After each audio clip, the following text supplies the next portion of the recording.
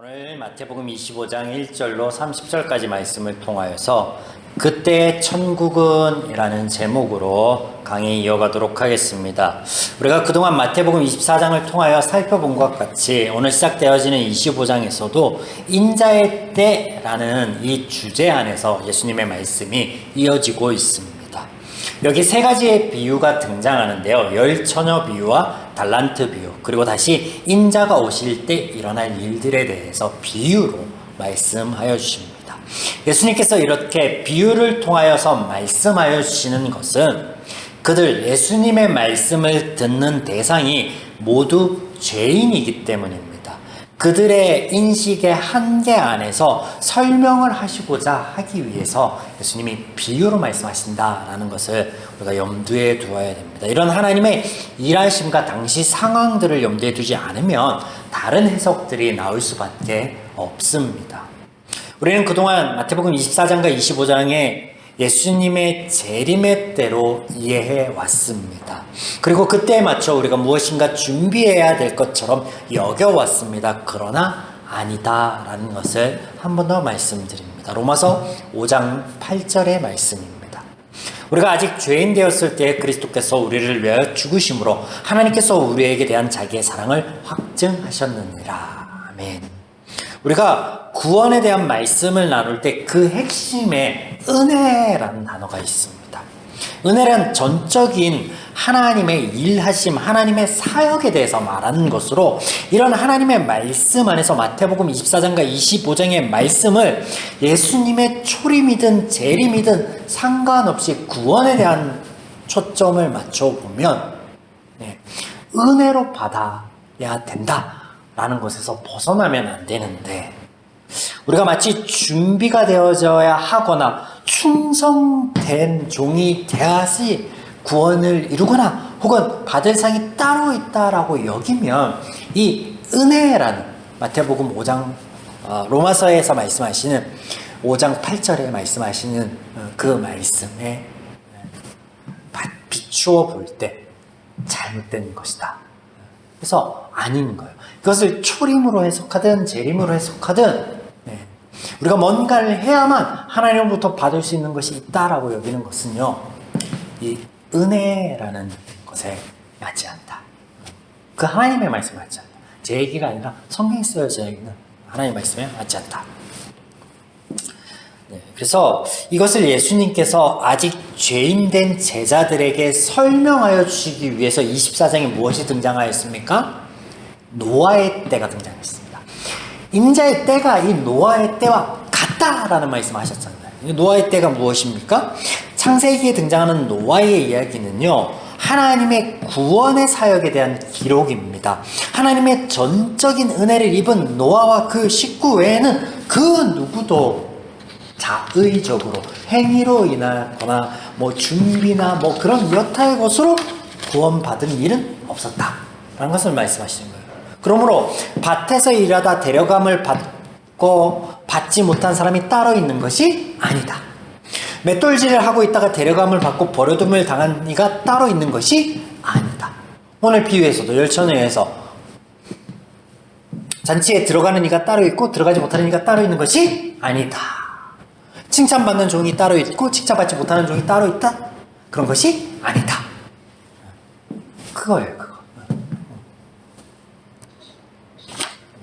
그래서 이것은 인자의 때 준비가 필요하고 충성이 필요하다라는 이런 죄인들의 사고방식, 하나님의 가치관과 하나님의 마음과는 다른 그것에 대해서 고발하는 것이다.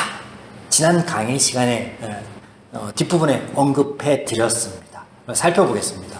자, 두 비유, 열처녀의 비유와 달란트의 비유는 예수님의 초림이 되었던 재림이 되었던 준비나 충성에 대한 말씀이 아니다라는 거, 죄인의 사고에 대한 고발의 말씀이었다라는 거, 그리고 그것의 연장선이다라는 것을 염두에 두고 제가 초림이든 재림이든 이렇게 말씀을 드렸지만 이 구원에 관한, 은혜에 관한 말씀 안에서 그것이 상관이 없다라고 말씀을 드리는 것이지, 지금 예수님이 24장, 25장에서 얘기하시는 것은 예수님의 사역에 관한 말씀하시는 그 그리스도로서의 사역. 그래서 이것은 초림이 맞습니다. 오해 마시고. 자, 열처녀 비유. 먼저 일반적인 유대인의 혼인 풍습에 대하여 설명을 잠깐 드리겠습니다.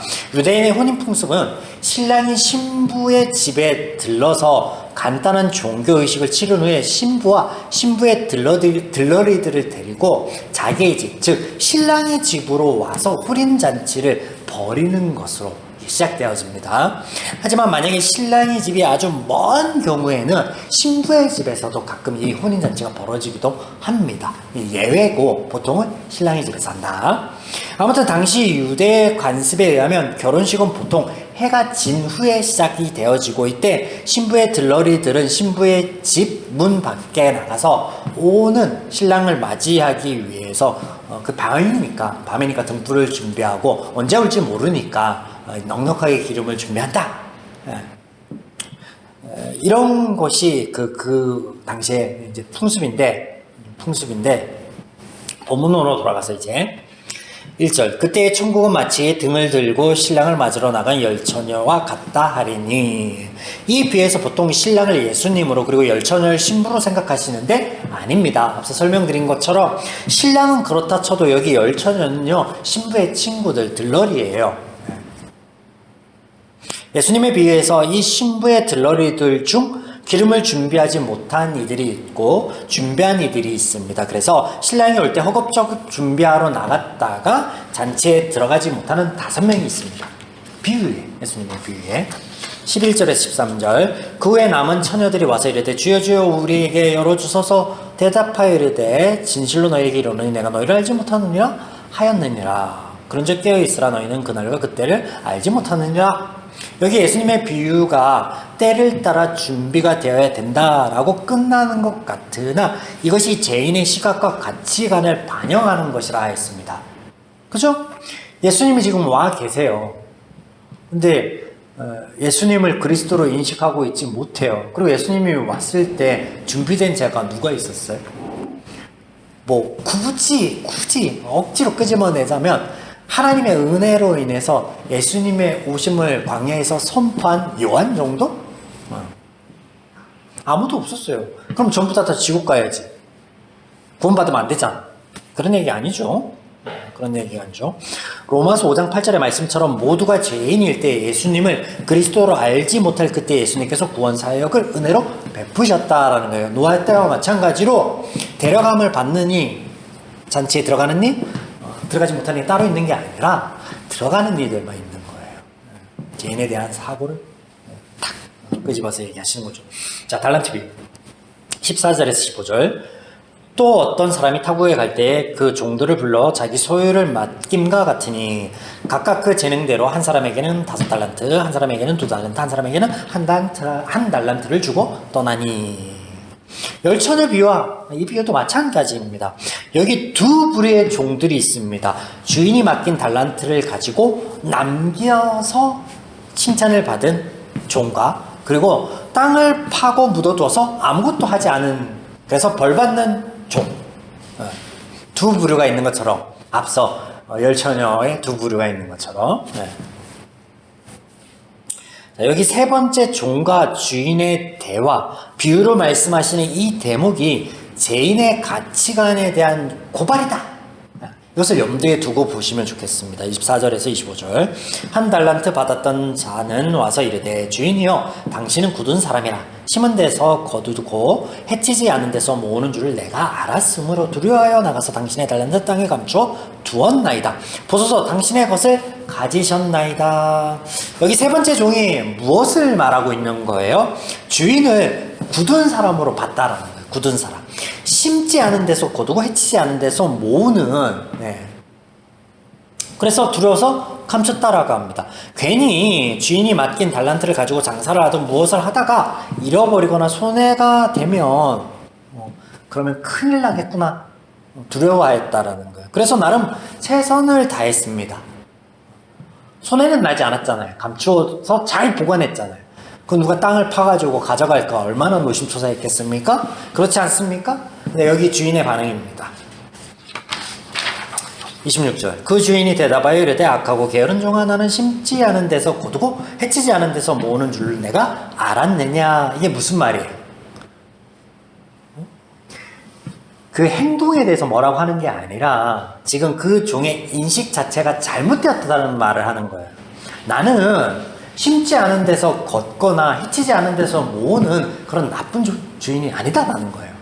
너의 인식처럼 그런 주인이 아니다라는 걸 말하고 있는 거예요. 그래서 27절. 그러면 내가 마땅히 내 돈을 취리하려는 자들에게 맡겼다가 내가 돌아와서 내 원금과 이자를 받게 하였을 것이라 하고, 이게 무슨 말이냐면, 종아, 너의 인식대로라면 너가 그 땅을 파서 감춰두는 게 아니라 너의 사고, 너의 판단, 너의 인식대로라면 어떻게 해야 된다고요?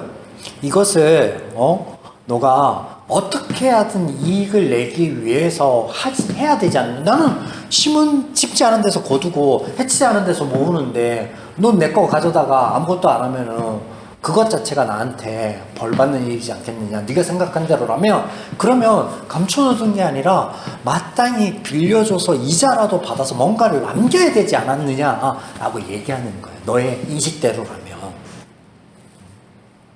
근데 뭐예요? 아니다. 여기 주인에 대한 잘못된 인식에 대한 주인의 고발이 바로 죄인의 사고에 대한 고발이다라는 거 한 번 더 말씀을 드립니다. 그래서 이후에 등장하는 28절에서 30절 말씀은 죄인의 사고대로라면 이렇게 해야 되지 않겠느냐라고 말씀하시는 대목인데, 하나님의 말씀과 하나님의 마음과 하나님의 가치관과는 다른 이야기다라는 거예요. 굳이 안 보겠습니다. 넘어가고 한 곳만 더 보시고 말씀을 마무리 지으려고 합니다. 1절. 그때 천국은 마치 등을 들고 신랑을 맞으러 나간 열처녀와 같다 하리니. 여기 그때는요, 인자의 때로 예수님의 오심을 가리킵니다. 예수님께서 오실 때 천국에 대하여 말씀하시기 위하여 비유를 드시는데, 그것이 열처녀 비유, 달란트 비유라는 거예요. 그러면 이 비유에서 중심이 되는 건 뭐예요? 천국입니다. 천국에 대해서 말씀하시기 위해 비유에 대해서 말씀하시는 거예요. 그러면 천국은 뭔데요? 천국에 대한 죄인들의 잘못된 가치관에 대해서 고발하는 거잖아요. 천국에 대한 말씀이니까. 네. 이 천국이 무엇인가? 이 핵심이 천국인데, 천국은 원어의 바실레이아입니다. 즉 왕권이나 통치를 의미합니다. 예수님의 오심과 그 사역을 통하여 이루어 주실 하나님의 나라를 가리키는데, 이게 어떤 문화나 어떤 커뮤니티 이런 걸 얘기하는 것보다도 제 권세를 끊고 이루어질 하나님의 통치, 하나님의 지배하심을 말씀하시는 거예요. 하나님의 사역 자체를 말씀하시는 거예요. 이 단어 자체가. 그래서 이것을 비유 속에서 하나님의 사고와 가치관으로 보면 이렇게 되는 거예요. 등을 준비하진 않은 다섯이 있는 것이 아니라, 죄인의 사고처럼 준비 때문에 들어가 있는 게 아니라 천국은 열려있는 거다. 혼인잔치는 죄인의 사고처럼 닫혀있어서 들어가지 못한 다섯이 따로 있는 것이 아니라 모두가 노아의 때처럼 24장에서 말씀하신 모두가 들어가는 곳이다. 하나님의 은혜를 주어지니까 이 바실레의 하나님의 천국은 모두가 들어가는 것이다 라고 말씀하시는 것이며, 또 받은 달란트로 무엇을 하든 남기든 남기지 않든 그건 중요하지 않아. 모두가 칭찬을 받는 것. 이것이 하나님의 나라, 하나님의 통치, 하나님 지배하심, 하나님의 마음이다 라는 거예요. 수고하고 애썼다, 착하고 순종하죠. 네가 하나님 안에서 살고자 발버둥 치는 그 모든 순간이 수고합니다, 애씁니다, 위로하시고 칭찬을 해주신다라는 거예요. 사랑하는 여러분, 이것이 천국 복음입니다. 저와 여러분은 이미 이 하나님의 나라 안에, 하나님의 통치 안에 들어와 있습니다. 그러므로 저와 여러분은 복된 사람들, 그리고 등불을 준비해 혼인잔치에 들어간 이들, 착하고 충성된 종이라 칭찬받는 이들, 행복한 사람들입니다. 말씀 안에 그 은혜가 무엇이며 그 약속들이 무엇인지 깨달아서 삶 가운데 누릴 수 있는 저와 여러분의 일, 오늘도 간절히 축원드립니다.